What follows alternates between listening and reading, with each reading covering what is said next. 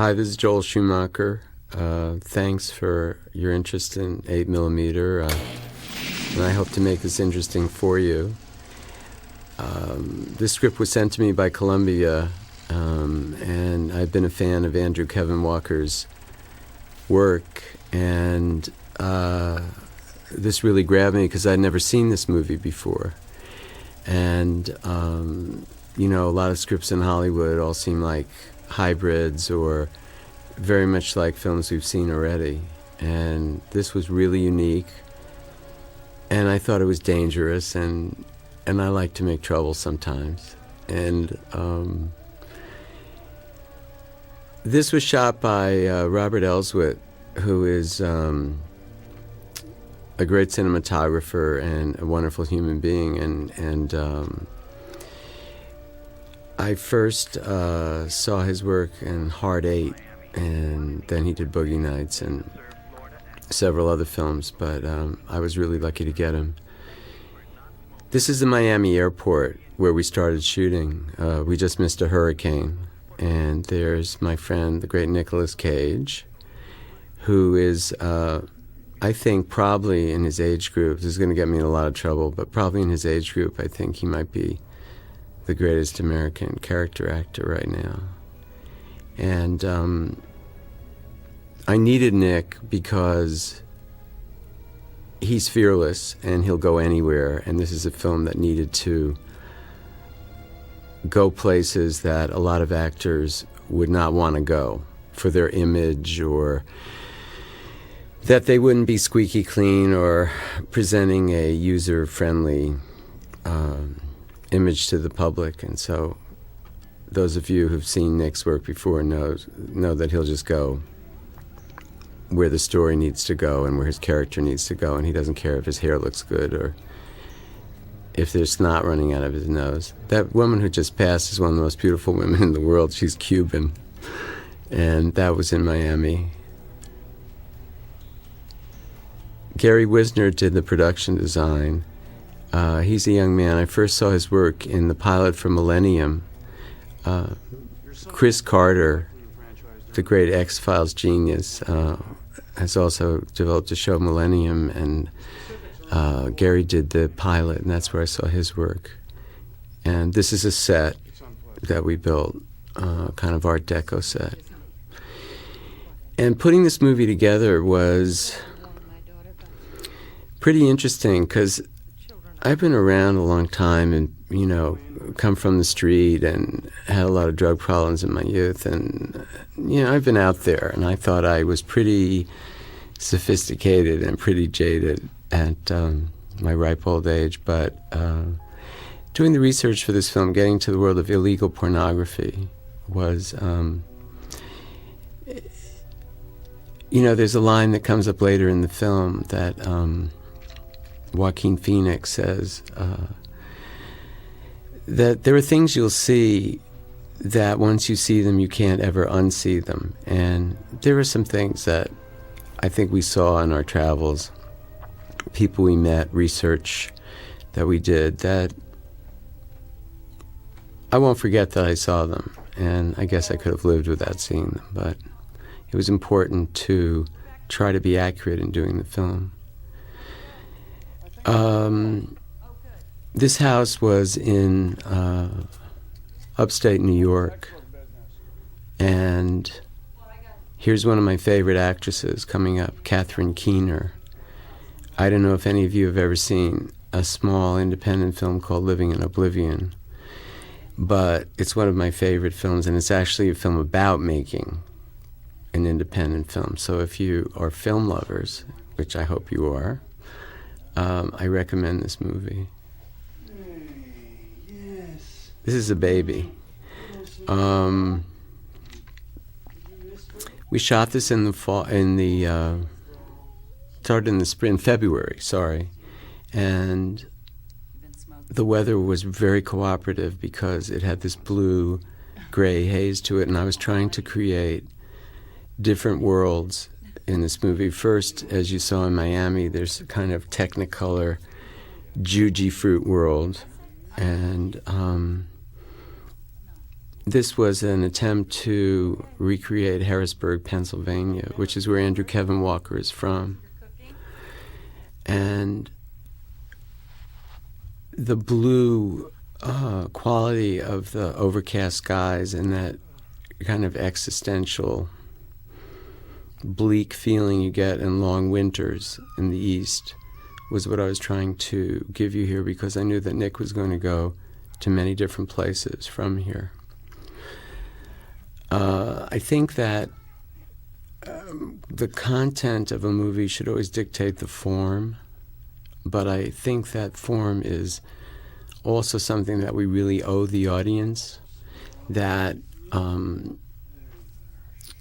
think we all enjoy films no matter what they look like, but if you can tell a good story, but also use the camera and the art direction and the lighting to really tell the story with you, become part of the storyteller, then I think the audience, even if they don't notice it, has a better experience. I know it's always that way for me.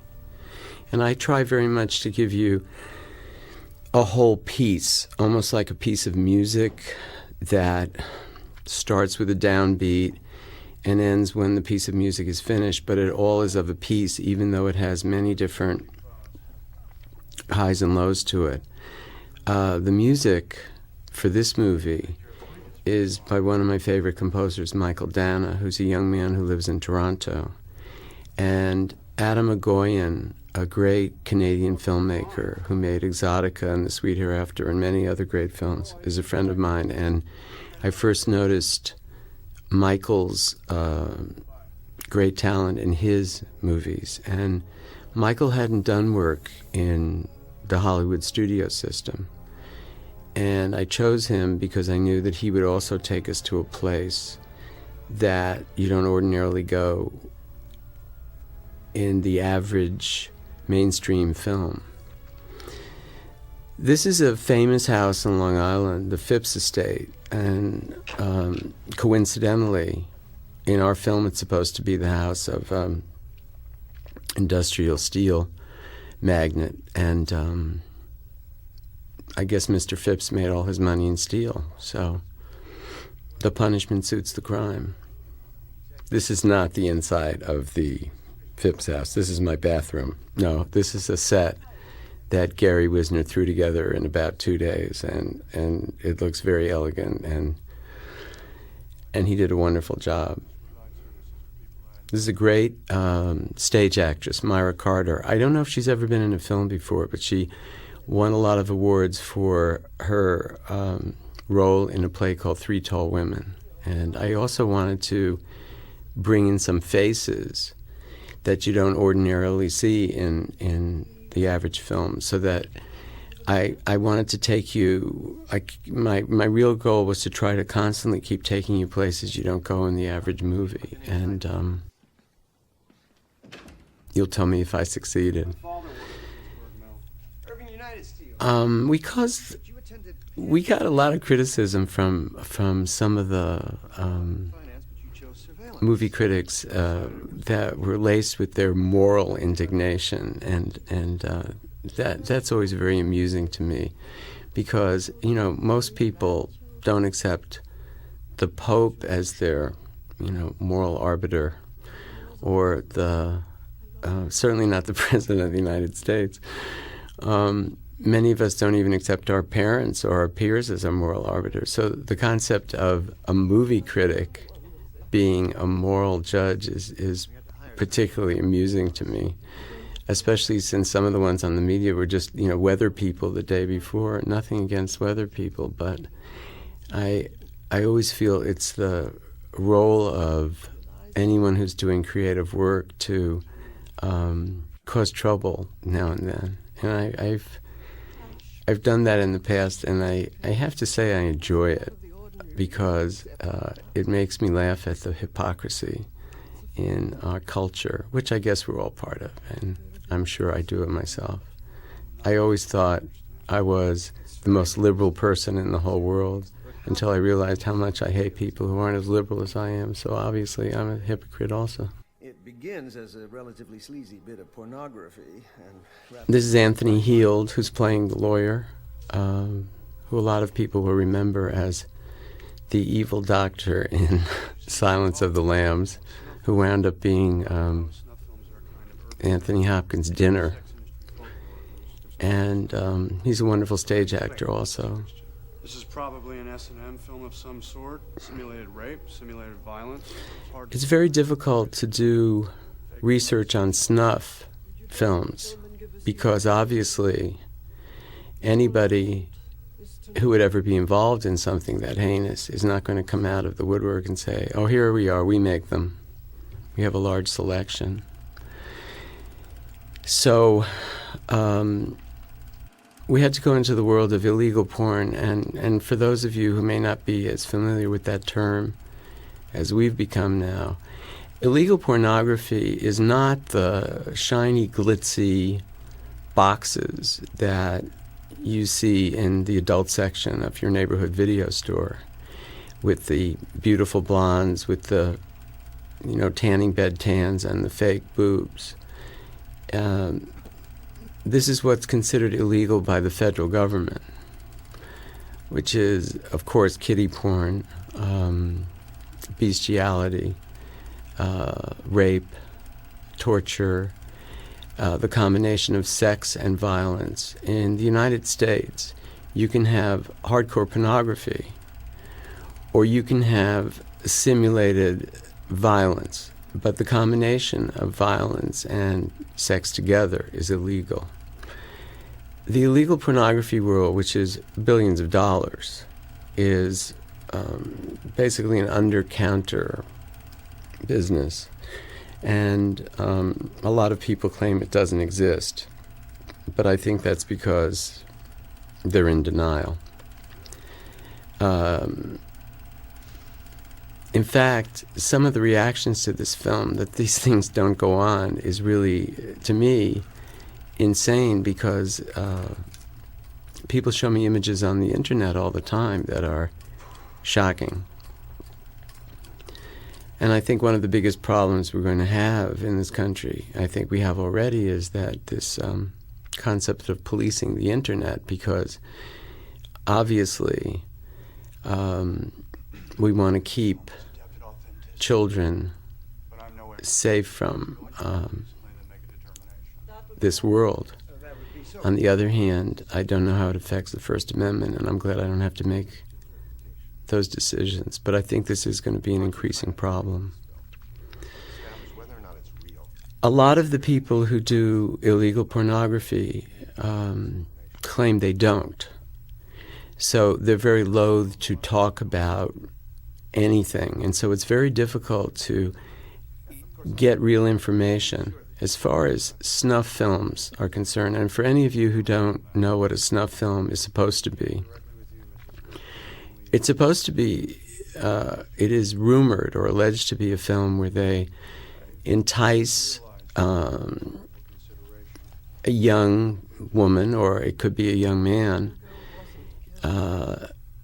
who thinks they're doing straight pornography, into a situation where, as they are going to have sex, or before they have sex, or while they have sex, they are suddenly brutally murdered on film. And that there is rumored to be a large audience to see this kind of violence. And I know this brings up a horrific concept, which is somewhat of what we've dealt with in this film, which is, why would anybody want to see something as horrible as that? I think that's a very appropriate and nice thought, but I actually think we all know deep inside us that since time began, human beings are capable. There isn't an atrocity or a horror you can think of that people have not done worse. I'm talking to you on a day where the images of the ethnic cleansing, I believe is the politically correct term, is going on in Kosovo. And so I'm sure you all have seen the images on your television also. So who are we kidding that there aren't people that would want to see people murdered, because it's happening all the time. One of the things that helped me the most in putting this movie together was that I heard on National Public Radio, they did a wonderful series on violence, and they interviewed, of course, policemen, gang members, gang mothers, hitmen, mercenaries, people, all facets of the world of violence. And the last person they spoke to was an African-American gentleman who was a professor at one of the Ivy League universities. And I think he was head of the Department of Psychiatry or maybe Human Behavior. I'm not quite sure what his exact title was. But he said that the age-old question that has haunted us has always been, how could one human being do this to another? Because we look at documentaries of the Holocaust, we see ethnic cleansing on our TV. We see grown men herd children into pits in Rwanda and machete them to death. We see acts of horror in families around us in our own neighborhoods, children abducted and raped on morning television. And we ask each other, how could a human being do this to one another? Well, what this gentleman said was, there's a very simple answer to this age-old question. Human beings do these things to other human beings because they want to. And I think that's a concept that we don't want to admit to ourselves, because it's much easier for us to say, well, you know, it's Charles Manson and he's a madman. But the truth is, Charles Manson did not commit those murders. The young women that he sent to commit those murders were all from upper middle class homes. They had educations. They were attractive. They looked like your wife, your mother, your sister, your teacher.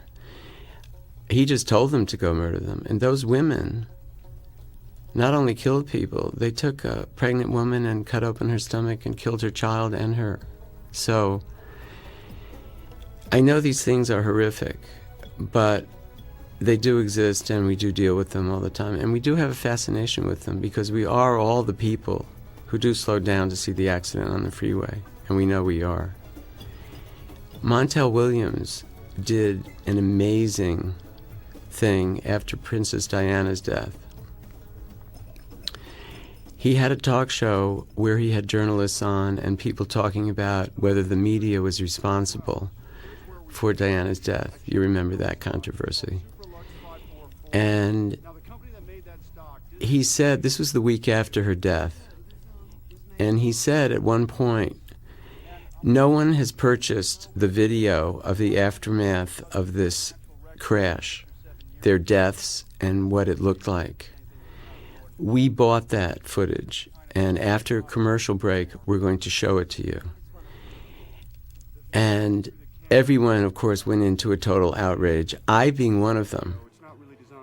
I was watching this, and I was just getting ready to call my friends to say, do you believe what this guy is doing? This is the worst thing I've ever seen in my life. And he came back from the commercial break, and he said, we did not buy the footage, but you didn't turn off your television set, did you? And I'm sure I don't have to explain the meaning of that. I will. I'll keep trying for you. You can count on me. Goodbye. A lot of the technology that you're seeing in the film is highly advanced, and it's very tedious to shoot some of that and put it on film. And I won't forget tonight. Bob Elswit, one of his claims to fame is he shot all the inserts for the original Star Wars. And for those of you who are Star Wars freaks, that might be an interesting tidbit. So he would approach inserts as great works of art, a lot of times they're tossed away in a movie. And so, because some of them were so tedious and took so long, I used to give him a hard time. But when the movie got put together, I called him and said, "We have the most beautiful inserts I've ever seen in a film." So he was the winner in the long run. This young lady is a local stripper. Her name is Ryan. She was actually brought in as a stand-in while we were testing film and lighting for this movie. And her face was so haunting, and her demeanor was so perfect for Miriam Matthews that she got the role. And a lot of the work that she did was extremely tedious, and she was a real sport. One of the themes that haunted me in making this, and still does, is I didn't realize how many runaways and missing people there were in the United States. The Missing Persons Bureau that we just did our version of in the scenes before, when Nick was supposed to be in Cleveland, those figures are accurate, that there are 750,000 to 1 million people missing each year in the United States. Now, a lot of those are elderly people that they find because they forget or lose their way. A lot of them are children or teenagers who, for one reason or another, have run away or come back, or someone else has them and they're returned. But there are a lot of them that, of course, are still missing. And then there are 1 million runaways every year. Runaways are not always classified as missing people because a lot of times families know that they've just run away. And that still haunts me because I don't know what happens to a lot of those people. Where are these people that are missing for so long? A friend of mine who is a psychiatrist was telling me that, and she's had a lot of work with runaways and young drug addicts. She and a posse used to work the Greyhound bus terminal in Los Angeles because so many runaways that come into the city, the same as this young woman in our movie would have, are such prey to the pimps and the drug dealers and the pornographers. And of course, the battle that my friend, the shrink, and her friends had was they had to compete with the pimps and the pornographers for these young women and young men who got off the buses, because how can a minimum wage compare to turning a few tricks or getting a few grand to be in a porno movie? And many of these people are never heard of again. And this is not only Los Angeles. This is all over the world. There was $10 billion spent on the sex industry in the United States last year. A lot of that is mainstream. A lot of it is not. You might be interested to know that $1 billion was spent on phone sex last year. And so obviously we're all in the wrong business. But you don't know anyone who does it. That's the other thing about our culture. We have this real hypocrisy. I think something like 65% of married people commit adultery, but you don't know anyone who really does it. Only those people on Jerry Springer. And this is my favorite statistic. There was more money spent last year on strip bars than all live legitimate entertainment in the United States, including Broadway and rock concerts. So I'll be opening a strip bar in a city near you very soon. This is one of my favorite actresses in the world, the great Amy Morton. She is from Chicago. Several years ago, I did a film called Cousins for Paramount with Isabella Rossellini, Ted Danson, Sean Young, and Billy Peterson, who is a big star in the Chicago theater. And Billy and David Mamet gave me Speed the Plow, a great Mamet play about Hollywood. It's actually not about Hollywood. It's really about the end of the world, as David sees it. And I went to Chicago to do this play. It was the first play I ever directed. And Billy at that time was living with Amy Morton, and I was unfamiliar with her as an actress because she stays in Chicago and does mostly theater. And she's brilliant and gave a devastating performance in this film. You haven't seen anything yet. She has a lot more coming up. I can't say enough about Nicolas Cage. He is one of, besides his obvious talents, he's a young man that I admire very much. You know, after we had been shooting for a couple of weeks, there was something that I felt about him that I couldn't really put into words. And on this particular day, friends of mine who are studio big shots came to visit the set. And they had the latest gossip, which, you know, the Hollywood buzz, which I call the shit du jour. And so they were gossiping about somebody or something. And Nick just very elegantly and very casually kind of drifted away from the conversation and went back to his trailer. And later I went back into his trailer and I said, I just realized something about you that's been on my mind, but I couldn't really articulate it until today. You won't gossip, will you? And he said, no, I would like to. I want to. But it doesn't make me feel good about myself. I wish I could say the same, but it's not true in my case. But it's one of the many things that I admire about Nick. He also has an insane sense of humor. And when he and Joaquin got together, well, that's coming up later.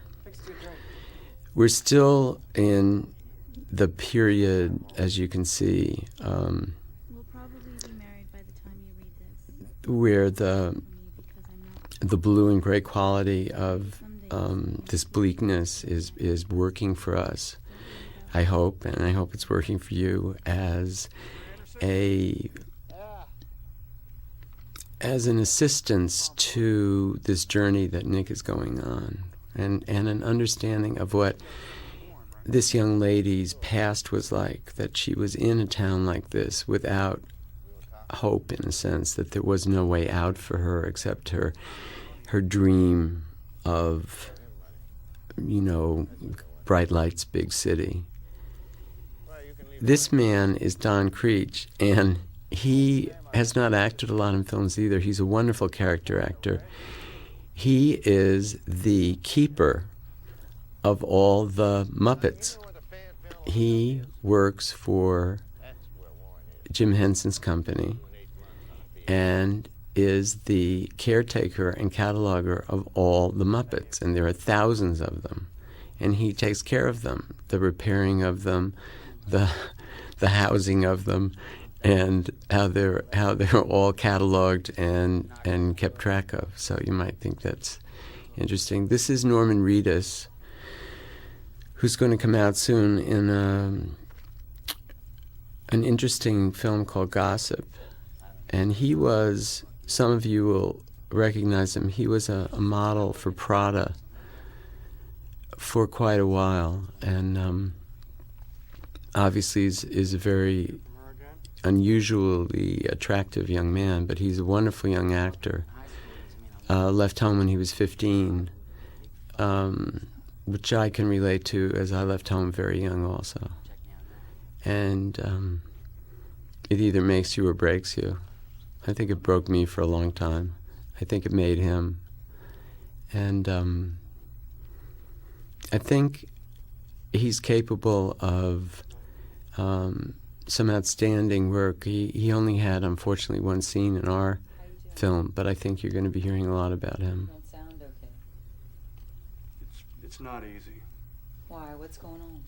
It's just tough. I think one of the great things about making film is I got it. I just can't drop. I'm almost done. I grew up Miss in a poor neighborhood in Queens. And my father died when I was 4, and my mother was out at work 6 days a week and 3 nights a week to support us. So I was really on the street by the time I was 7, had a bicycle. And I love you. it was before television, which probably a lot of you can't even imagine. And even when television came out, we were too poor to have one for a long time. But there was this amazing I'm sorry, I can't stay. movie theater that literally from our apartment, from my mother's living room, I could look across the street and see the back entrance to this huge movie palace called the Sunnyside Movies. And as early as I can remember, I spent all my time in this movie theater.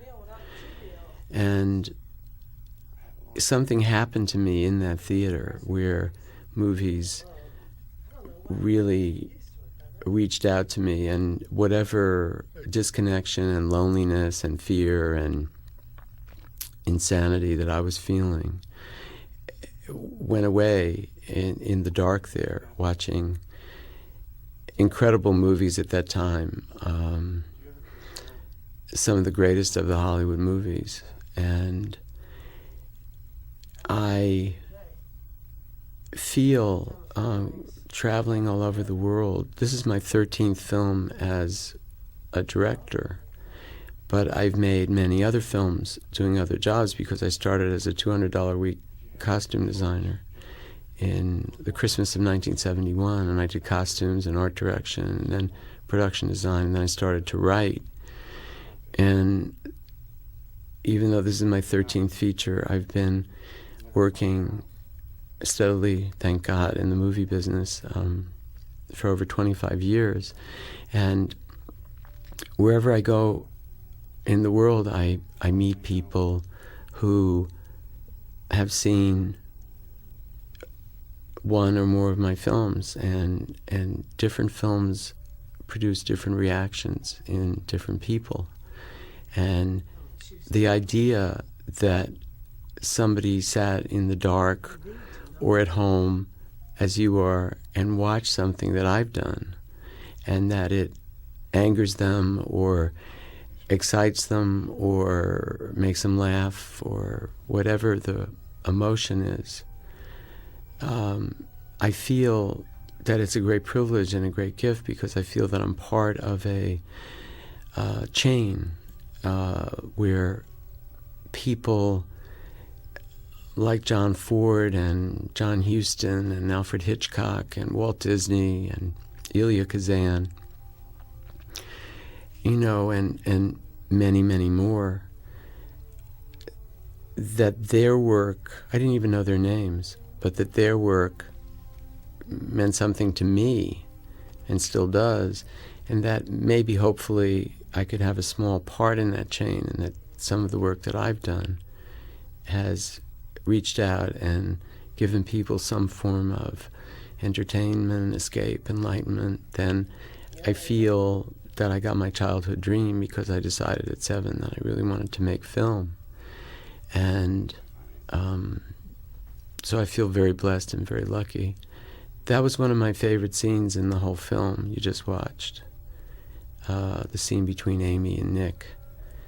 A very, very understated, to me, devastating performance from both of them. Her loneliness, I think that is the moment in the film where Nick starts to identify with the young girl in her life. He has met her boyfriend. He has met her mother. He has seen her bedroom. She's now a real person for him, not just an image in the film. This is one of my favorite pieces of music. The idea of making Hollywood the kind of Casbah was a guilty pleasure. Guilty in the sense that I knew I'd be asked about it in the media, and I was. There's a billboard of Angeline. I don't know if any of you have ever seen the Angeline billboards all over LA. She kind of represents the whole concept of image over accomplishment, because no one's ever seen Angelina in a movie or in a television show, but she has billboards all over the city. The rumor is that she has a very rich boyfriend in the billboard business, but I don't know if that's true or not. This is a red light district that we created because, like New York City and several other cities, a lot of this has been cleaned up in Los Angeles, and so we had to create our own. All the extras that you're looking at are people that Bill Dance put together for us. The journey that Nick just took in the daytime through Hollywood, those are a lot of the actual runaways that have come to LA and fortunately have gotten themselves to youth centers or to hospices and places that help the young people stay away from the drug dealers and the pornographers and the pimps. Unfortunately, they're always vulnerable because of the money involved. We're about to meet another great human being, Joaquin Phoenix. Also a born character actor. Capable of doing probably any role in the world. And he's still extremely young. Guess so. Sir, could I interest you in a battery-operated vagina? Well, it's tempting, but no thanks. Okay. A little humor here in the porno store. That calls for a battery-operated vagina. Some people in the press have asked me if this is my statement against pornography. These are obviously people who don't know me. I think anybody's vote on pornography is absolutely unimportant because it exists. It's the same as prostitution. We did not create these things, and as long as there's a market for them, there's going to be pornography. This is, of course, a mainstream pornography store which exists in most cities or on the outskirts of most cities. I know none of you have ever been in one, but I have. And this is a big flashy one in Hollywood. Stans. And they do sell portable battery-operated vaginas, along with many amazing, what are called marital aids, one of my favorite terms. And I had to cut that scene down. We got an NC-17 on this movie, which is almost like getting an X, which I expected. And the board was great with us. We worked with them. They were not ogres. As you can see, they left an awful lot of what some people would call offensive material in this film. But in that particular scene, behind Joaquin, there are 4 screens going, and there were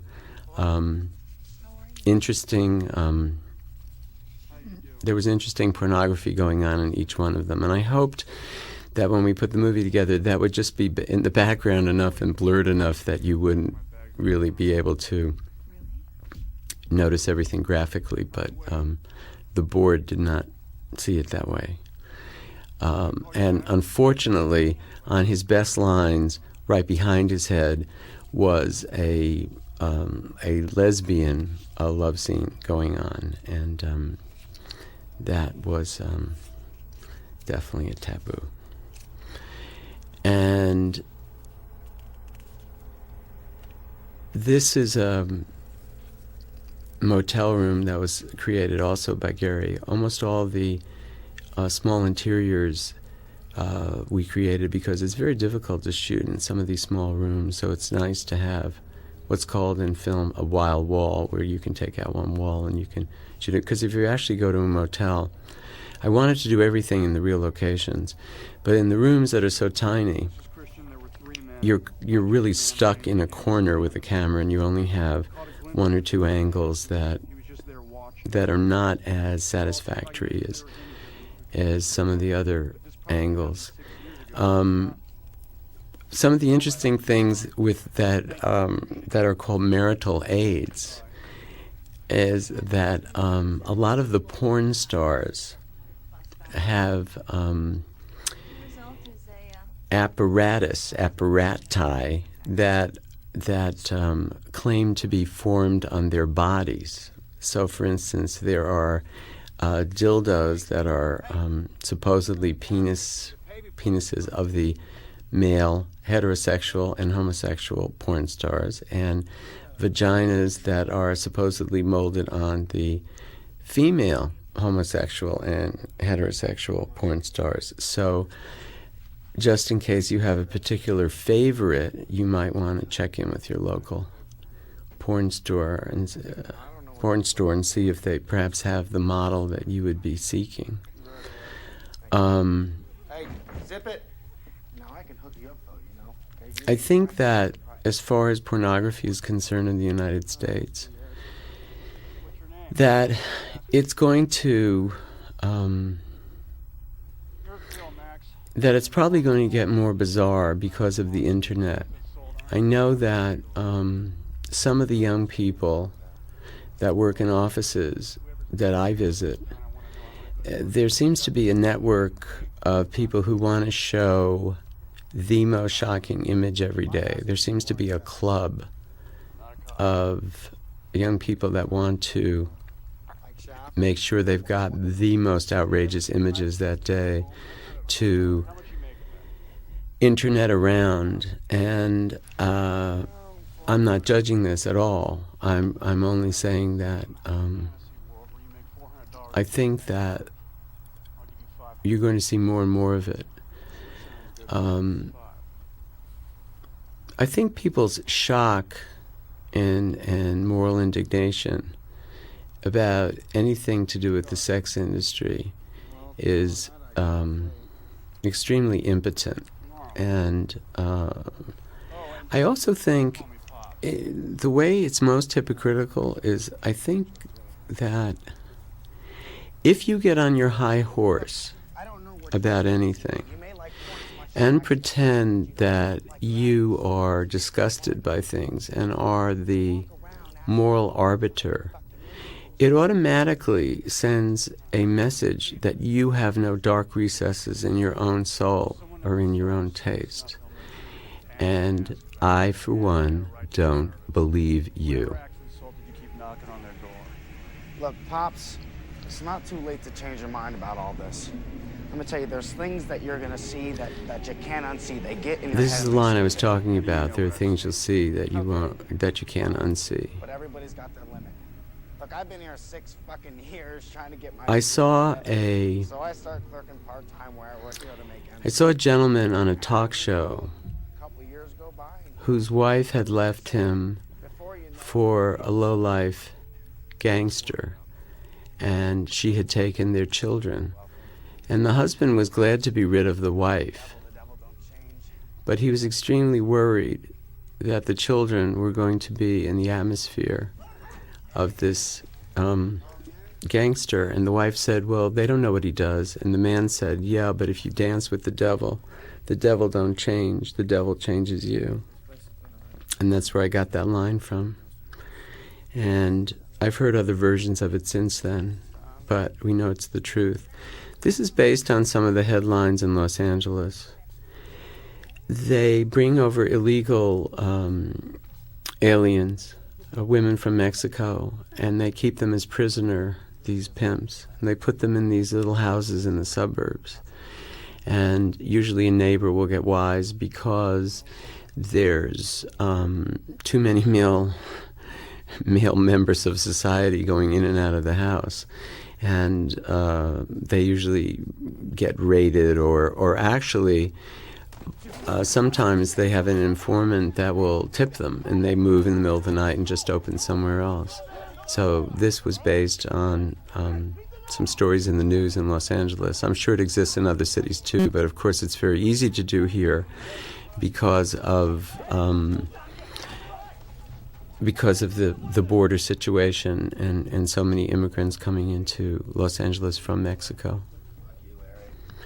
This is an underground swap meet for pornography. And Joaquin explains here that this is not going to exist for very long because of the internet and people have other ways, but there are still people who like the thrill of this sort of seedy treasure hunt. This is where people might be able to buy illegal pornography. And these places also, like many nightclubs, change locations every night, or once a week they'll be in a different place. So people come in, they set up these tables, they display their wares, and there's an underground, almost a tribal drum network where people know about these things. This, of course, is a suggestion of child pornography, and I don't think I have to say anything more than that. I did not allow anybody on the film to bring us any form of child pornography or to look at any of it. It's something I never want to see as long as I live. But of course, unfortunately, we know it exists. Extreme bondage. Nick is frustrated by going into all these illegal areas and asking about snuff and constantly being told there is none, because naturally there would be intense paranoia that he might be an underground, cop or fed or reporter. You know where I can get And my the rumor in illegal pornography, though everybody claims they've never made one or seen one, is that there's fake snuff, which we deal with a little later. The question is, this is an enema film in case you would like to know more about it. This was, of course, a scene that was highly edited, as you can imagine. The young woman who is administering the enema. When we made these films, we used the people who do hardcore pornography and S&M films for a living. As she told me, she doesn't get much hardcore porn anymore, mostly S&M. It's a job.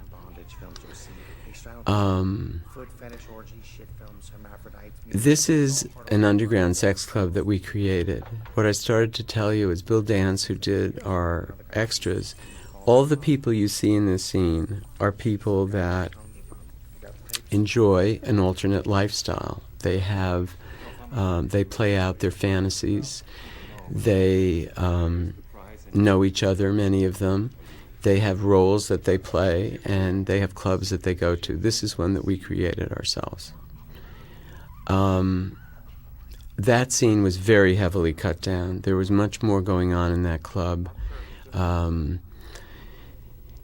This was our attempt to show you what fake snuff from the Philippines might look like.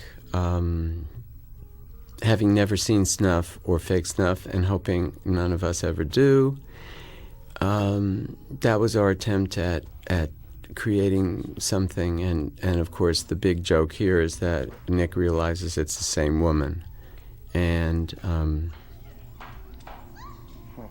Yeah, definitely the Philippines. and so his journey here ended in more frustration. The only research that I was able to find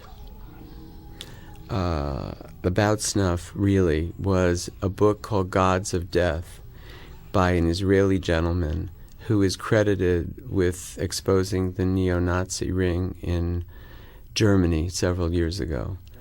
And he decided to find out if there was such a thing as snuff and where it existed and who made it, and to expose that. So he set off on a journey which is documented in his book Gods of Death. He claims that there is a great underground network of people with wealth who are excited by horror, and that snuff films do exist. If any of you have more interest in learning more about that subject, I suggest the book. He claims it's much worse than we can imagine, that there's actually a network of people who send out agents to places like Kosovo, Rwanda, Bosnia, Somalia, that agents with money will hire teenage soldiers and give them video cameras so that when rape and murder and mutilation are happening, that they will film it, and that there's an audience for this. Whether there is or not, I do not know, because it says so in this book, but I have no proof of it. Well, what choices have I got? The music industry Joaquin is exactly beating down. is very representative to me of What about you, Tom Wells? these young people who come to major cities with stars in their eyes, and for every person who makes it, there are thousands who don't get their dream, and there's always that sadness where, you know, you're a musician and an artist who's just working part-time in a porno store, and then years go by, and what you have to do is face the mirror one day and say, I'm a clerk in a porno store who wanted to be a musician. And he is young enough to not have reached the mirror stage yet, but he's getting close because he's very smart. I read James Ellroy's book, the great James Ellroy, one of his many great books on the Black Dahlia murders. And then there's a more recent book by a man whose name is Gilmore, called Severed. He's a journalist, and if you read it, he appears to have solved the Black Dahlia case. And I don't know if you know what the Black Dahlia case was, but she was a very pretty, sexy young woman named Elizabeth Short, who came from the East, from a single mother family. Her father was MIA, and she came out to California to find her father and also to find stardom. This was during the Second World War, and she never really made it into the movies, but she started going out with pornographers and with pimps, and she became a party girl. And she was found one morning in a lot in Hollywood, in an empty lot, and her body was severed in half and she was mutilated. And it's considered one of the most famous unsolved mysteries in the world. And it was very interesting to me as I was making this movie, because she was a pretty, sexy, lost brunette who came to Hollywood to find fame and fortune and became a corpse, a mutilated corpse. And I thought, well, here is Marianne Matthews, this pretty, sexy, lost brunette who comes to Los Angeles, and a very similar thing happens to her. Now, I don't know if Andrew Kevin Walker, the writer, was aware of that when he was writing the screenplay. I've never asked him.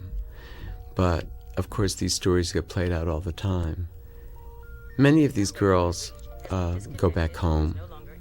Many of them go on to okay lives, but many of them don't. My question always is, what happens to them? Where do they go? And who cares? I wonder if there's anyone in their family that cares enough to find them. Or maybe the lack of care is why they're gone to begin with. I don't know. I don't know all the reasons. This is obviously a garment working building downtown. I was always trying to give you interesting locations, and, you know, we rented places that perhaps you hadn't seen in every movie. Here is the great James Gandolfini as Eddie Poole. Probably with the success of Sopranos, I hope none of you have ever missed an episode of Sopranos. You all know who James is now. James started acting late in life. He was a bouncer for years and has an eclectic background and accompanied a young lady one day to an acting class, and here he is, a big star. He's probably one of the most natural actors I've ever worked with, and he did enormous amounts of research. He spent a lot of time in the part of Los Angeles which is called the Valley, where a lot of pornography comes out of, and he spent a lot of time with the men who make it. And although it was very hard for him to get in at first, fortunately he had a very attractive female assistant, and that turned out to be the key for him.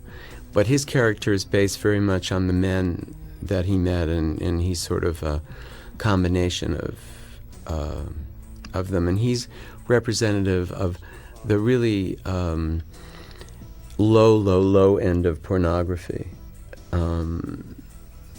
Not the glitziest boxes in your adult bookstore. And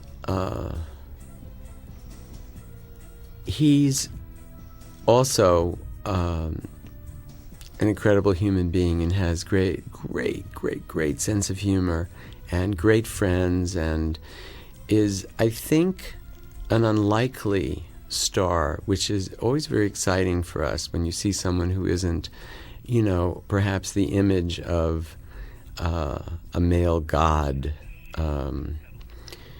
and they become so popular with the public. That always excites me a lot because it breaks stereotypes. This is another example of the genius of Robert Elswit. We didn't have a lot of time on this movie. We were moving all the time. We were rushing around. We were at a different location every 5 minutes, and he had to really invent a lot of stuff on the spot, especially with me harassing him constantly, saying, we gotta go, we gotta go, we gotta go, we gotta go. This is Mary Catherine Garrison. Unfortunately, this is all you're going to ever see of her in this film. The script had another character in it, a young girl named Summer, who was a runaway and whose life was very parallel to Mary Ann Matthews. And there are some wonderful scenes where Nick tries to save her. Unfortunately, the movie was over 3 hours long when I put it together, and so some of the scenes and some of the that particular storyline had to go, and I was very sad about that because she did a magnificent job. And it's always very painful to have to tell anybody, especially a very young person, and this was her first film, that their great scenes aren't going to be in the movie. But I gave her the scenes so she can show them to other directors and casting directors. But as soon as I have another job for her, I will hire her again. I've talked a little bit about shooting this film, and I think we were about 60 to 70 days. We came in way under schedule and under budget because of the great actors and the great crew, and it was very difficult because we were moving all the time. This is an incredible location. This is in Culver City, in the west side of Los Angeles, and this is a house where a lovely older Asian woman lives, whose husband was a stuntman for Errol Flynn and was one of the first Caucasian surfers in Hawaii. In fact, she has wonderful paintings of him on the old longboards. Anybody who's a surf nut will know what I mean by longboards. And she's a wonderful human being. And this little house sits on 36 acres with this incredible view. And fortunately you're about to see frontal nudity. This is a very big deal in America, frontal nudity. You can kill 50 people in a movie. But if you show frontal nudity, especially male frontal nudity, it is a big problem. So you just saw some. So you see, we're very daring. the lovely older Asian lady who owns and aren't you glad you didn't have to do that stunt, fall in that pool? That was all in one take, which means that noble stuntman threw himself into that filthy water down the edge of that cement pool. The lovely Asian lady is in negotiation, I'm happy to say, with contractors for her land, so I hope she becomes a zillionaire. Yes. I've talked somewhat about some of the research that I did and James and some of the other people did on the film.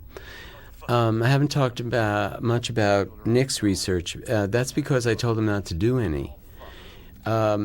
His character, Tom Wells, is the way I saw this character was, obviously a young man from a blue-collar world. His father worked in the steel mills, which he explains early on in the scene at the Christian Mansion. And he's bettered himself. He's gone to an Ivy League school. He went through on scholarship. He got good grades, obviously married a young woman who would be judged as above his station, and he's upwardly mobile and ambitious. And so when he is invited to the Christian Mansion, he is suddenly in a world that he was not privy to until that moment. And he takes this job for his own ambitious reasons, and that was the character that Nick was working on. I specifically kept him out of any of the research we were doing in these worlds because I wanted him, not that he's an unsophisticated human being, but I wanted his character to feel that he was a stranger going into these things and knew nothing about them. So this would all be very, very new to him. Not that he's a person who hadn't seen pornography in his life, but certainly was not in any way, shape, or form conversant or familiar with a world of illegal pornography or of this kind of depth of human depravity that we're about to go into at this point in the movie. Nick is a very meticulous actor. He is one of the most professional people I've ever met. Both these young men that you're watching now are. They come to the set completely prepared. They know their lines. They have thought about the intent and the substance and the subtext of the scene. They have suggestions and ideas and idiosyncrasies that they want to bring to the moments in this film. They are a director's dream. And I feel that way about everyone in this particular cast. Any of you who have seen any of my other movies know that I've always been extremely blessed with great casts in all my films, and certainly this is another example of that. I can't imagine having a greater cast in this particular movie. Also, it's important for me to really stress the fact that all of these actors took a big risk, in a sense, when they decided to be in this film. Not just the fact that it was going to be controversial, but that their characters were going to have to go through hell, that they were going to have to expose parts of themselves and go into fear and disgust and ugliness, and I don't want to spoil anything that's coming up in the film, but obviously what I've tried to build here is a story which is taking you to a place of inexorable and total depravity. Because as Nick has gone through each step, I've tried to bring him and you deeper and deeper into his world. Here again, he is, in a sense, flattering, appeasing Mrs. Christian Not that she is not a fine woman and a kind woman. It also was very important for me to show you what I think a really rich woman from a traditional family with much old money is like. Not the sort of cosmetic, surgeoned bleach blondes that pass on television for rich women all the time. And as I said before, Myra's a great actress. These films of Dino Velvet's, this was based very much on, there are a few porno makers who consider themselves great artists. They'll do hardcore pornography or S&M, and then add surreal images from other films or from music videos, and many of them and their fans consider them great artists. Art is in the eye of the beholder. I will leave that decision up to you. The young lady in this scene with Machine is very famous in the porno world. She is, and it was very, very helpful to us. She has a specialty which is called knots. There are whole magazines of only her, and she gets tied up in many ways. Some of them are actually quite beautiful. There are photos of her where she's rolled into a kind of ball, like the way you see children do, a kind of fetal position, and she's tied then with silk rope with many extravagant and exotic knots, and it almost has a Japanese look to it. Then there are many other photos of her where the tying and the knotting look quite painful and have to do with the genitals, etc., and I'm going to leave it right at that. But she was very helpful to us. She taught us a lot about what makes something illegal and not. She's the one who told us that weapons cannot be used where there's penetration. And you can do S&M and you can do sex, but you can't combine them together in a legal film. Of course, there are many illegal films that do. This is the famous New York Meat District, and this has been used, not this particular building, but this area has been used before in film, Fatal Attraction, for instance. But we used it because it is where there's a tremendous street prostitution business, and it seemed like a spot where Dino Velvet would have his office. This is actually an old building in Los Angeles that you're looking at, and this is some of Gary Wisner's most brilliant work. He painted these walls black, and they're covered in saran wrap, so they have a certain shine to them. And then this room, I wish I could actually take you all through it. It really is a work of art.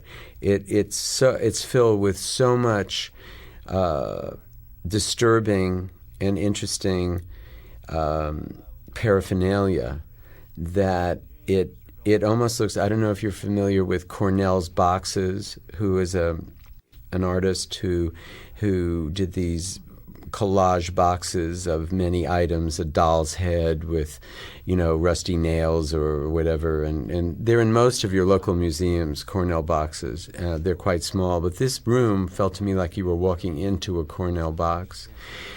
This actor Frightened me as much as it here, excited me, but Peter Stormare, is... pressed to choose a favorite. I'm trying to resist hyperbole here, but I mean, he is one of the great artists working today. He's from Ingmar Bergman's ensemble in Sweden. Many of you will recognize him as the silent blonde Swede who put Steve Buscemi in The Woodchopper in the great Coen Brothers film Fargo. And he's also one of these great character actors who's capable of doing anything. Much of this character that you're seeing now, Dino Velvet, he created. The hair, the facial hair. He's playing, of course, a narcissist and an egomaniac and a crack addict and that animal. a soulless person who is probably one of the most frightening people in the film because human life means absolutely nothing to him. His own ends are all that count.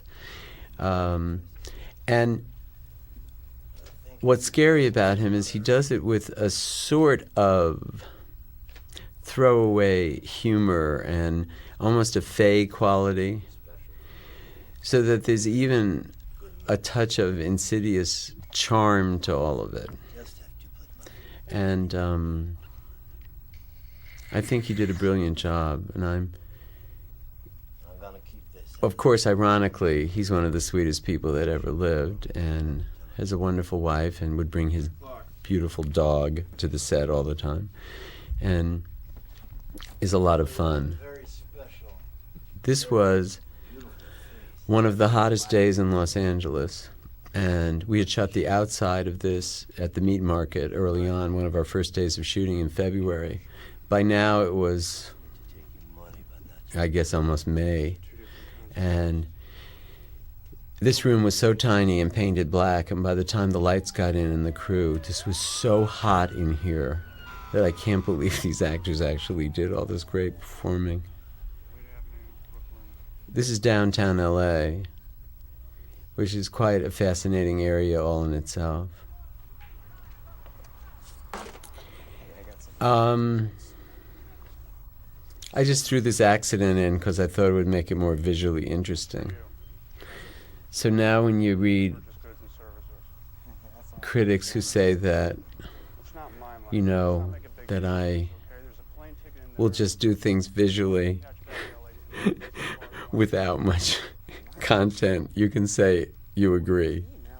I just put that accident in so it wouldn't be just another bar scene. Sometimes, even when the review or the film class or the article I'm reading about one of my films is very complimentary, sometimes we're condemned in the negative pieces for things that are just an accident, and sometimes we're praised for things that are just an accident or that just happened at the time to solve a situation. And this is one of those cases where I just thought, well, if we do just another bar scene, it'll be just another bar scene for you. So I just added some other life going on. Also, since this is supposed to take place in New York, it's not unusual in any major city that has a large, street world for many different dramas to be going on at the same time. This is actually a bar in downtown Los Angeles. Am I ruining all your illusions just when you thought this was real? I did not ask Joaquin to pierce his eyebrow. That was his idea. And the hair color was his idea too. And he worked with the makeup artists on his tattoos and his brands. I don't know if any of you noticed them earlier, but I know that is a whole art form in itself, and I know many people are aficionados of branding and of tattooing, and so you might find his interesting. We tried to make them look somewhat homemade, somewhat naive, and I hope we succeeded.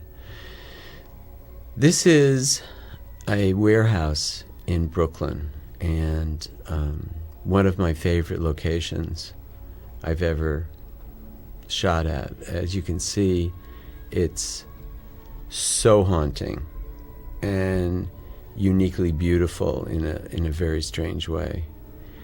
I hope you can see that with me. This music, once again, of course, all of it is by Michael Dana, and the voices you're hearing and a lot of the instrumentation were all recorded in Morocco.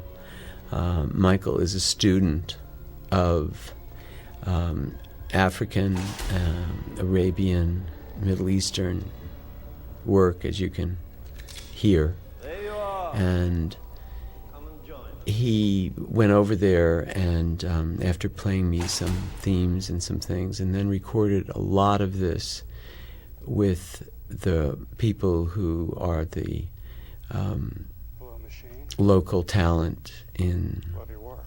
Morocco, and then came back and sweetened it all with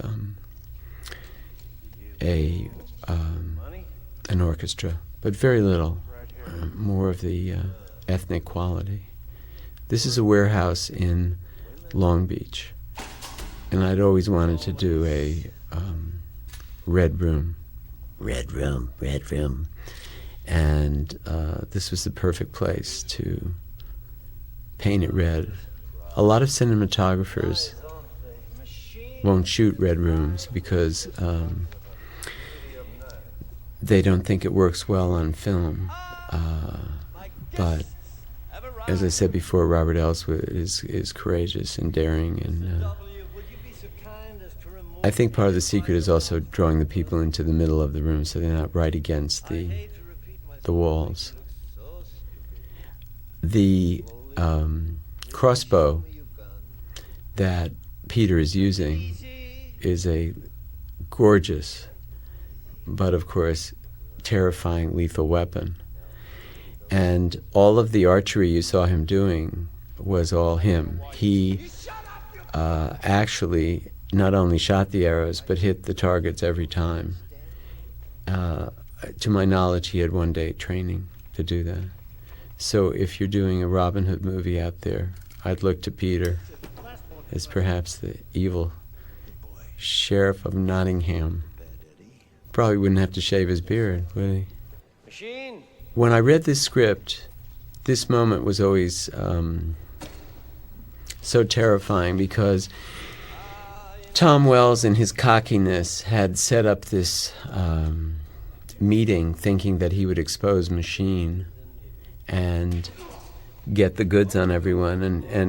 And of course, foolishly, they were years ahead of him, and he's gotten himself into this situation. Which was compelling when I read the script. It was frightening, and I didn't know where the movie was going at this point.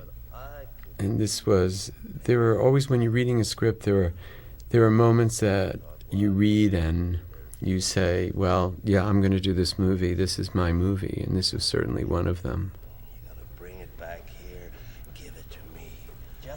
But I can't do any of this, without these great actors.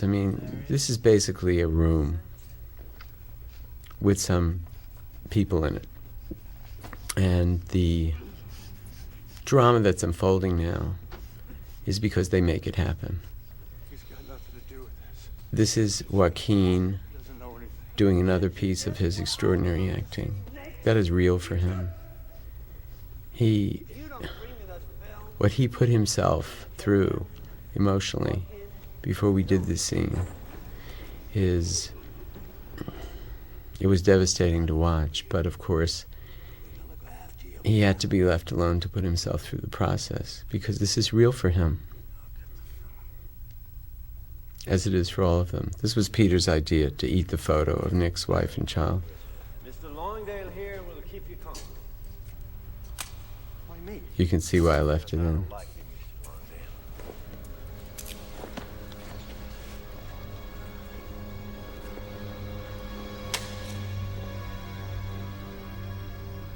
Mr. W.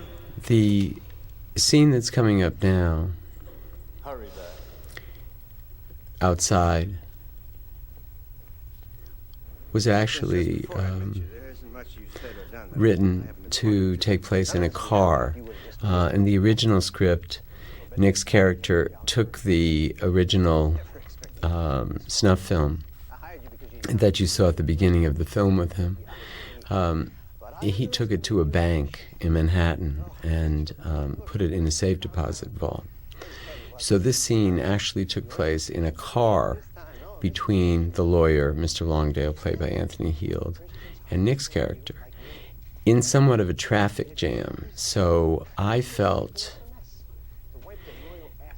that I would be trapping you in a car, which is always, shooting people in cars is very difficult because how many angles can you get in a car? It's pretty obvious how you have to cover dialogue and people shooting. And I thought that it would be much more intense if they were isolated. I also felt if they were in traffic, even though Longdale had a gun on Nick, that he might be able to get out of the car or to foil Longdale in some way, whereas if he had the tape with him in the small security box that he carries his weapons in, it would be more dramatic if the scene happened right outside the warehouse and make it more immediate for you. Whether I made the right choice or not, you decide. Did you watch it with him? What? The snuff film, did you watch it with This was very difficult for Nick and Anthony because this is one of the first days of filming on this movie. And so Nick has to, as a lot of actors do in most movies and actresses, he had to be his character at this point in the movie, not at all the person that started out in the movie or that will end in this movie. And to do a scene where he has to emotionally explode as one of the first scenes in the movie, both these actors were, of course, nervous.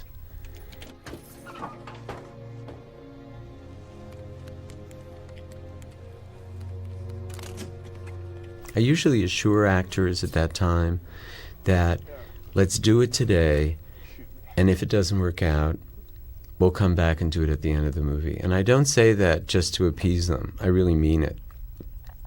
But if we're there and it's scheduled, why not try it?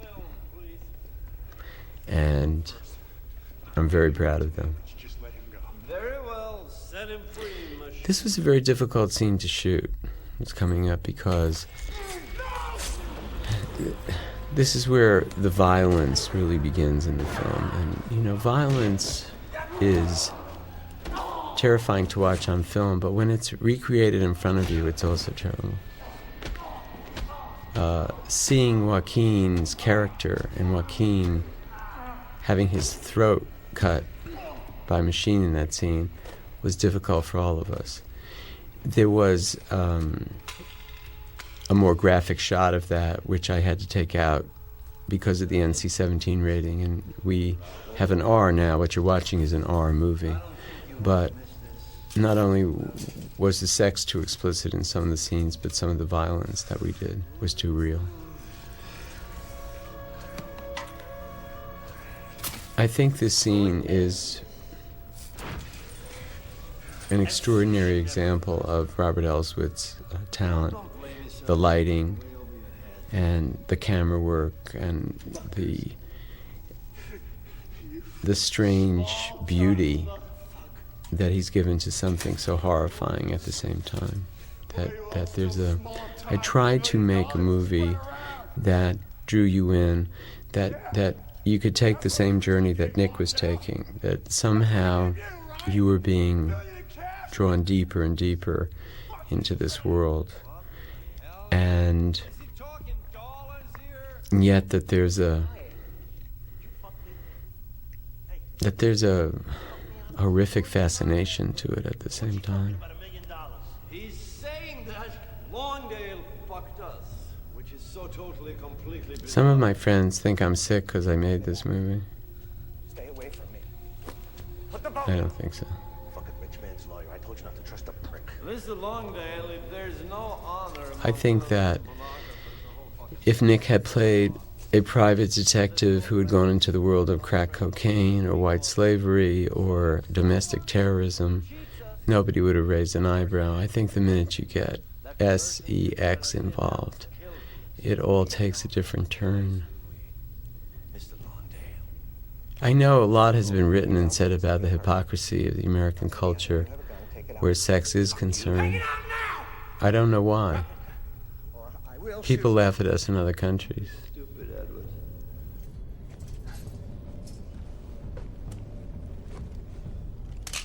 When you're doing a scene like this, spending a number of days in this one space with these phenomenal artists, you're my profound respect for actors increases moment by moment, because this is the greatness of the actor.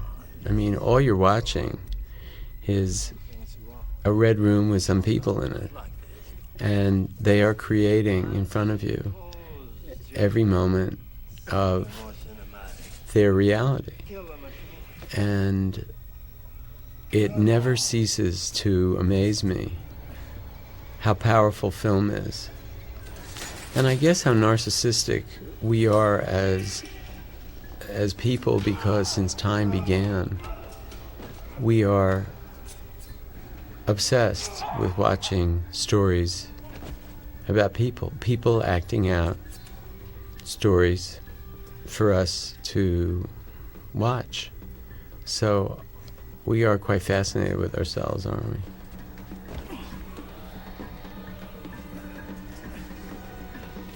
Guns scare me. And they also scare me because of the terrible death of Brandon Lee, who was a friend of mine and a phenomenal young man, as well as a phenomenal talent. And since his death on The Crow because of a gun accident, I am not only terrified of guns in life, but I'm terrified of guns on the set. And I'm obsessed with making sure the guns are empty, and I have to see it 10 times, and I have to have the gun expert shoot it, over and over again to make sure there's nothing in the barrel or nothing in the gun itself. Here's another example of how weirdly artistic that warehouse and dock are in Brooklyn. This was Eddie's first, I'm calling him Eddie because that was his character. This was James' first day on the movie, and all he did was run.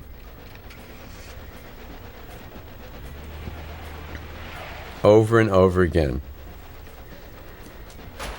I think he had to go and have his knee looked at the next day at the doctor. Here's the great Eddie Yancek at the wheel. Eddie Yancek is a brilliant stunt coordinator and doubled for Nick in this movie. And he did that driving turn that you just saw, and another one coming up right here. This is my favorite shot in the movie. I did not do it. My assistant, who is second unit director, Eli Richborg, did that shot. But I should have taken credit for it, shouldn't I? Hello? Amy, it's me. Listen carefully. Tom, where are you? Amy, just listen. Take Cindy. Get out of the house now. Go to where we spent 4th of July weekend. Why? What's wrong? Amy, please, I can't. I'll be One there of the nice now. things about the phone calls in our film is the actors were really there for each other. Many times that's not possible, not because the actors always don't want to do it necessarily, but because they may be on another film by the time we're shooting a scene. And what was great about this film is most of the time the actors are really speaking to each other. We connected them with cell phones or whatever was necessary. They killed that girl. Mrs. Christian. This is, of course, the turning point in the movie, because Nick is telling Mrs. Christian that her worst fears are confirmed and that they need to go to the police. And so, of course, nothing will ever be the same in anyone's life again after this moment. Mary Ann Matthews. Mary. Thank you. Mr. Willis, goodbye. This is a moment of small, internal, great acting that Myra does, which is, she's looking at a painting of God knows who, someone she's never met, and she has to believe that her husband has committed this atrocity. Myra is from Scotland. We're about to see the great Catherine Keener again, another great character actor who's capable of doing anything. She can do the most insane comedy or the deepest tragedies. And I don't know if any of you saw Neil LaBute's film, Your Friends and Neighbors, but she gives a great performance in that.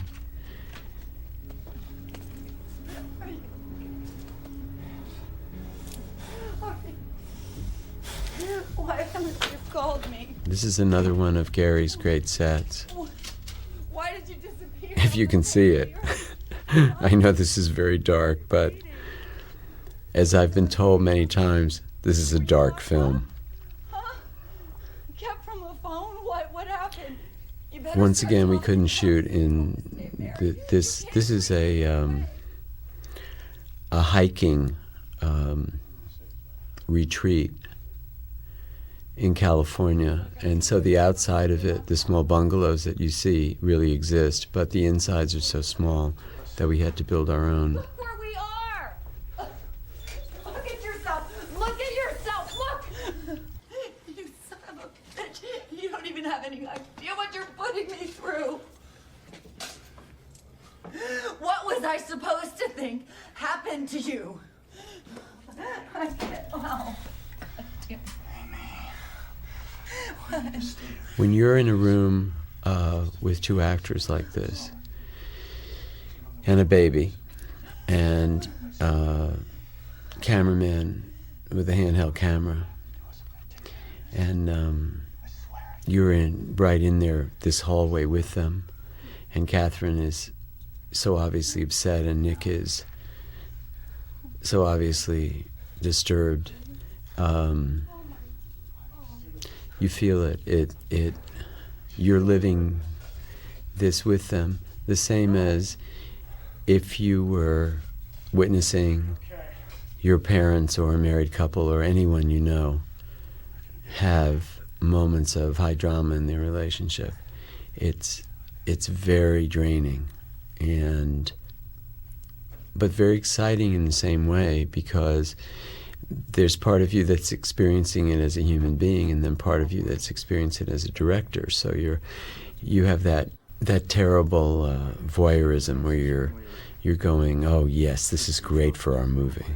This is Jack Betts, another great character actor, who in a couple of lines conveys that he's obviously been the butler to this very kind rich woman for decades, and that her suicide has affected him, and yet he retains his poise.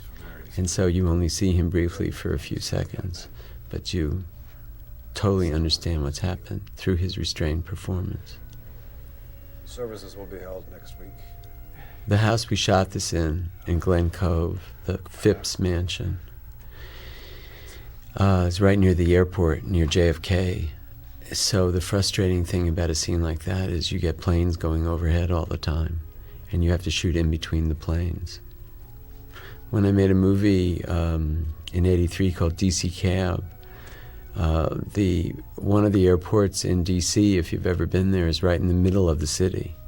And so there we were shooting a movie for no money in a very short 40-day shooting schedule with a lot of stand-up comics and people who hadn't been in movies before, and planes were coming in every 5 seconds. So planes are very difficult, and car alarms are very difficult parts of filmmaking. Any of you that have made film or tried to make film or made student films or know how difficult that can be. Whatever it is, wherever you were, just forget. One of the things that's very interesting about research screenings, and maybe some of you have been part of that and been asked to come to a research screening or asked what your vote is at that screening or heard about them. Before a film is finished, we take it out and show it to a poor, unsuspecting audience who most of the time doesn't know what they're going to see. They may know an actor's name or an actress's name, but they haven't read reviews, they haven't seen trailers, they don't know what the movie is many times, and they come in and they are guinea pigs for us, and we show the film, and, you know, based on a lot of reactions, we, you know, either add or subtract things. Some films have been helped very much by reshooting a lot of the film. I know the ending to Fatal Attraction was reshot, and many films have used those research screenings in a very positive way. Some of the interesting things that you find out, though, is, for instance, Catherine Keener's character. Many people don't like it if women are angry or speak up for themselves in a film. In fact, there was a very hostile reaction to Nicole Kidman's character in Batman Forever. The first time we showed it, especially from the older ladies in the audience, because they felt that she was too sexually aggressive, and they didn't like that. I liked it. The public liked it, and in general, but it's interesting, people's views on female behavior and how women are supposed to act. When Ashley Judd questioned Matthew McConaughey's lie that he had told the sheriff what Sam Jackson was going to do in A Time to Kill, which was kill the two young men that had almost murdered and had raped and almost murdered his 10-year-old daughter. She was considered unsympathetic to his cause by a lot of the women in the audience, which I find very interesting. This is Nick's turning point, of course, where he decides that he is somewhat responsible for Joaquin's death, for a lot of the horror he's seen around him, and this is probably the most controversial moment in this movie and any movie I've done, because it's vigilante violence, and I know that this is a big thing for a lot of people. I've also been made to realize by many of the people in the press that most of my films seem to have vigilantes in them. I don't know whether this is from my own inability to deal with what I think is perhaps in many cases a flawed legal and justice system. I don't think any of us need to be educated on the fact that a lot of crime is not dealt with in a way that we think is real justice.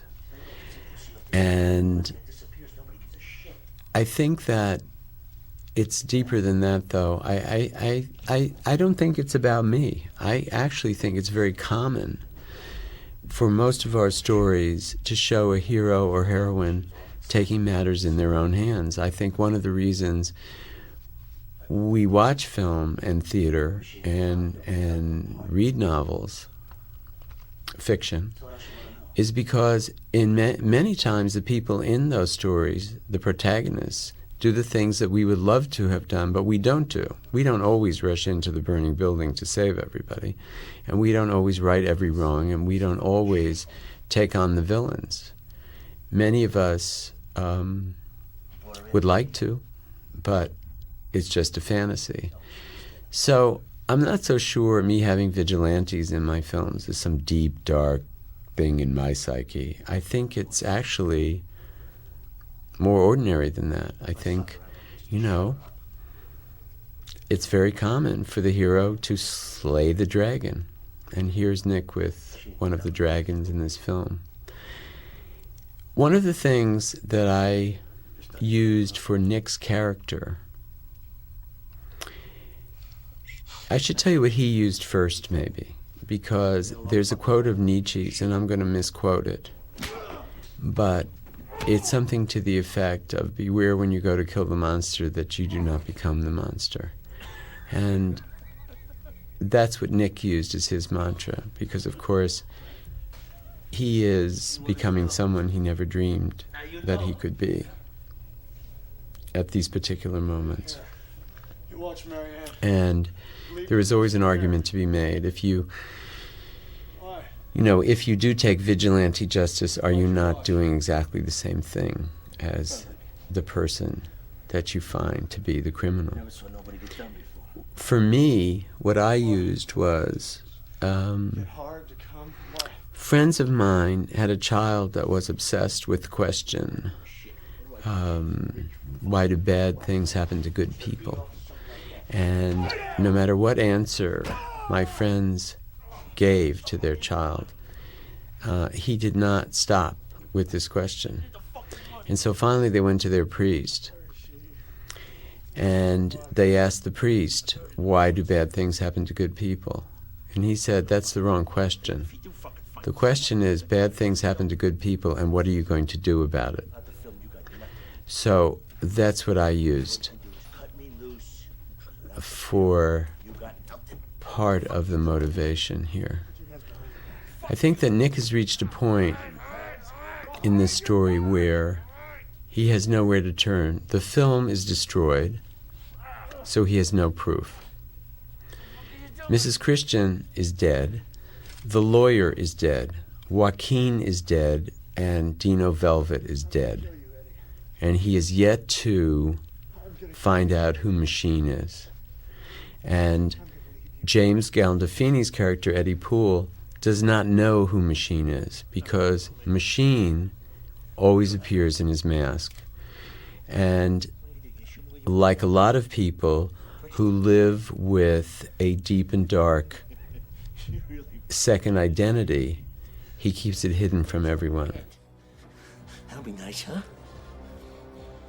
This scene, I think, is James' greatest moment in first telling and I think it shows his, what they would call chops at what a talent he is. First of all, early in the scene, when he tells you the story of what actually happened to Marianne, he goes through about 20 different emotions. One of them, even for a split second, almost a second of morality that comes in. This is not a monster, this man, necessarily. He is just a lowlife. He's greedy. He's easy. He's a thug. He's not someone who got up in the morning and wanted to kill someone. But if the slaughtering of a young girl on film brings him $20,000, well, as he said, why would you care? She's just a cheap piece of pussy off the street, so what does it matter? Your wifey. You pussy! You big fucking pussy! This is probably, even beyond Nick's vigilante violence, the most controversial in the moment in the movie right now, because he doesn't know what to do, Nick. And he doesn't have the real courage to pull the trigger. I think many of us have fantasized when we see a horrendous crime that we'd love to get our hands on the person who did it and get in a room with them. I've heard us all say that many times, but I think we know deep in our hearts that if we were standing there with that loaded gun, there is a big leap then to decide whether you're actually going to become a murderer and execute this person. So the way Andrew Kevin Walker dealt with that was something I had never seen in a film before. And Nick makes a phone call. And in this scene, he makes a phone call to the dead girl's mother, Janet Matthews, played by the great Amy Morton. This is the most painful scene to shoot in the movie, because both these actors live this. She did leave a note, and her stupid boyfriend dumped her in California. I almost hate to talk over I told her. this scene because, so I'm hoping you've watched it without me talking. Because I feel the outpouring of emotion from both actors deserves some respect. No, I'm sorry. Nick was in a room we shot Amy's scene in a small bedroom in that house you saw earlier in the film. Nick was in another room, wired up on a phone with her. This is just Amy in a room with 2 handheld cameras. This is the first take you're watching. I love her so much. We did it 2 times. And then I went in, lifted her up off the floor where she was a basket case, and told her how great she had done. And she said, "Oh, just tell me I never have to do that again as long as I live." When Nick did his side of the phone call, this is a very unusual location right here. This is something Howard Hughes built, and it was a radar station, and it's high above Culver City in Los Angeles, and it's just burnt out buildings filled with graffiti, and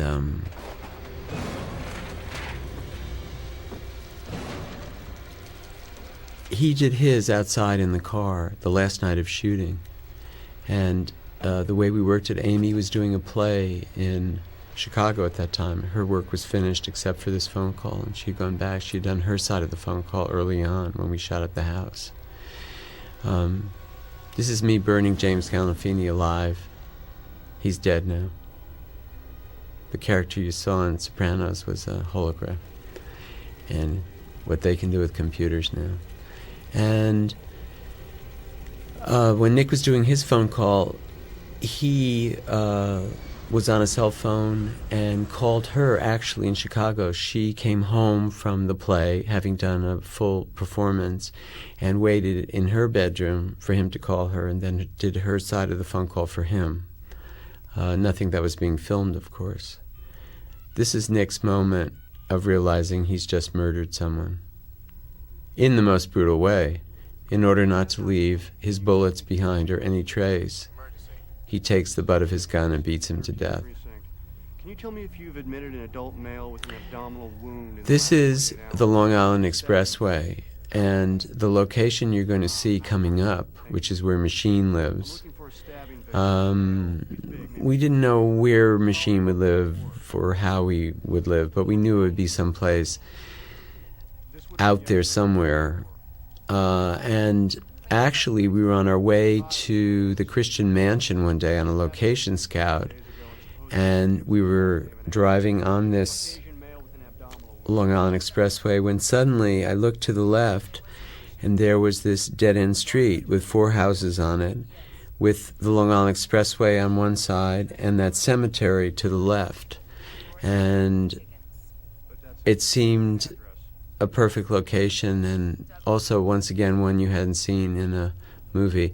The people that owned these houses were wonderful to us, came out at night and brought us goodies to eat, and of course got a big kick out of meeting the actors. And I did a lot of Batman posters and t-shirts and stuff those nights. This is, of course, we're getting to the finale of the film.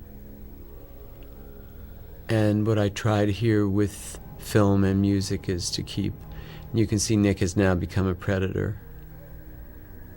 Andrew Kevin Walker had always built in this strange life for Machine, where he lived with his mother in a little house. And, you know, this is very much based on, and there she goes off to church. And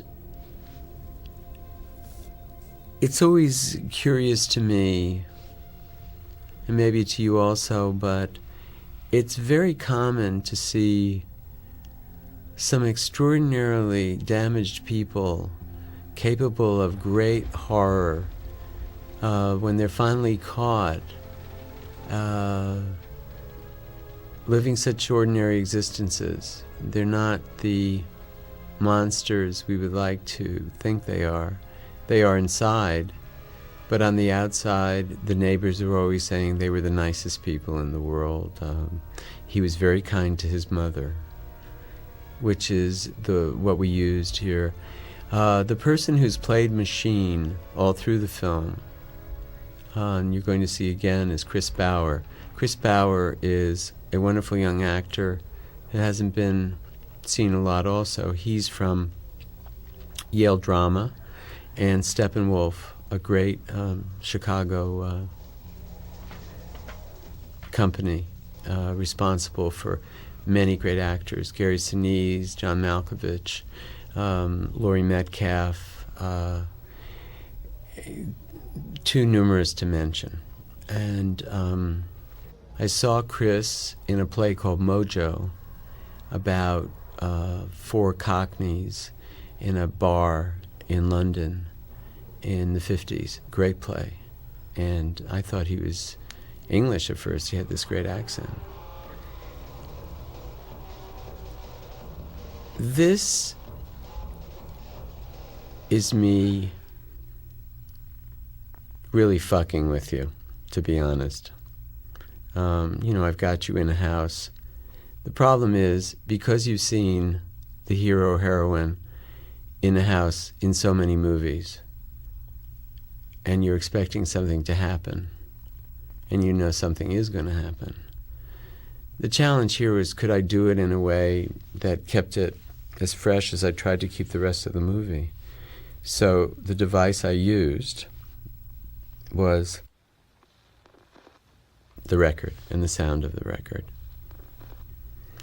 So I hope it worked for you.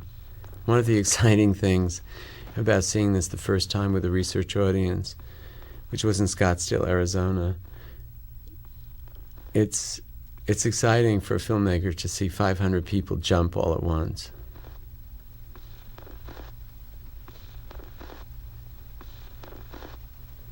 Sometimes we're asked if our films are manipulative and exploitational.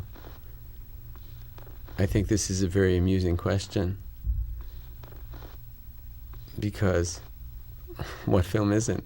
Because we are manipulating and we are making it up, and this is not life, this is an imitation of life. So anything that produces an emotion in you that's false is of course a manipulation and exploitation.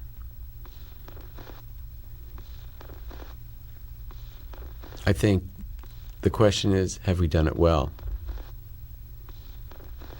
He's not in the closet.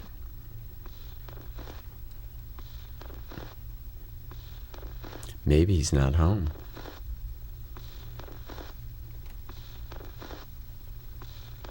Maybe he's at church.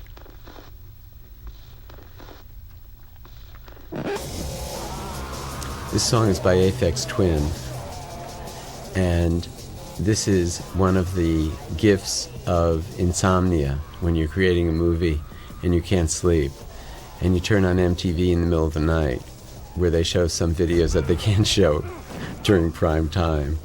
And I don't know if you've ever seen the video for Come to Daddy, but it's a work of art. It's brilliant and terrifying. And when I heard this song, I knew that it would be perfect for this scene.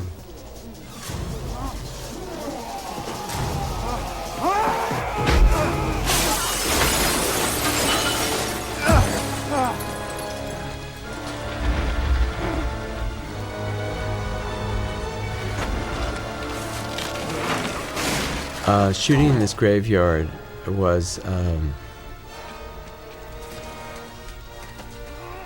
very, very, very difficult, because it was the coldest night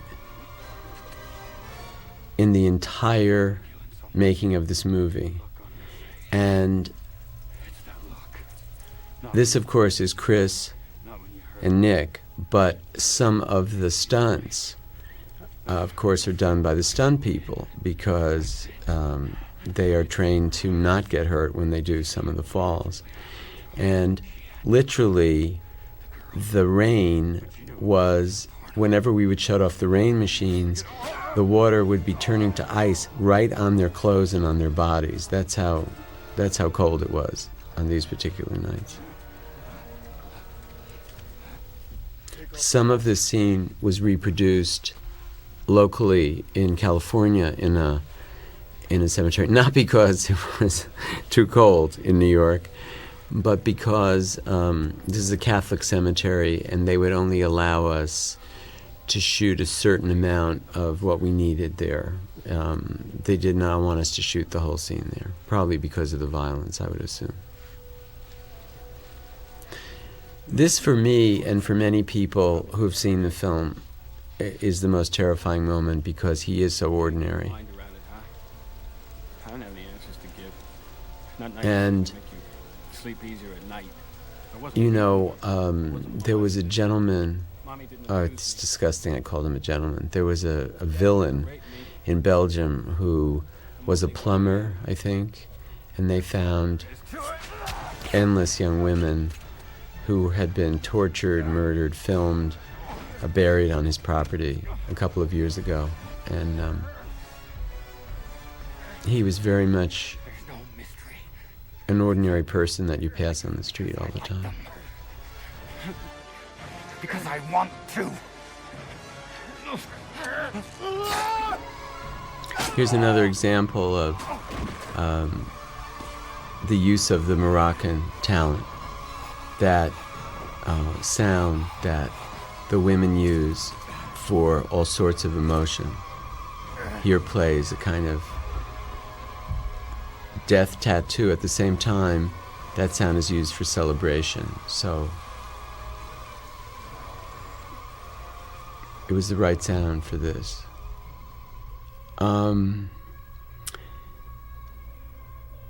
For me, one of the most important elements of doing this film was that so often all of us make films where death and the hero or heroine killing someone is treated very lightly and as a joke, and we've all been guilty of it. Certainly I have.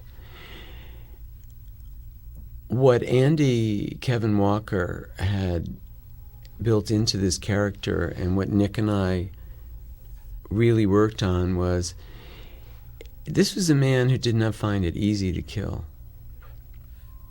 and needed permission. And then, as you see here, we'll never forget. And I talked to Nick about The Deer Hunter, for instance, which is one of my favorite films, and really showed basically ordinary people going into an extraordinary war and coming back, and some of them came back and some of them didn't, but their lives were changed forever. And here you see Nick bearing the scars of what he's done. Whether what he's done is right or not, I'll leave that up to you to decide. But we all know if we were to have chosen the path he did, that it would leave scars on our soul. Is he damned forever? That would be up to God. But will he go on with his life? Yes. This close-up was Nick's idea, and it is to show very much, I think, a man who's come back from the war and is still remembering what he did, because he hasn't healed yet. I know it would have been nice, as in most movies, if we had the family having a picnic and the Celine Dion song came up and the movie gave you some Prozac with it. But what the hey, huh? I think you're too grown up for that.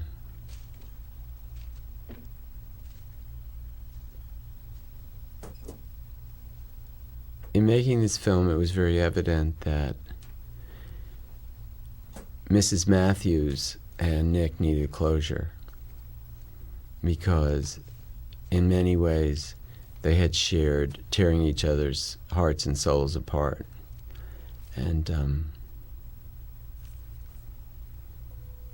Amy's voice and this letter, Dear Mr. Wells, thank you for writing me and telling me are quite stunning. And then, who you really are.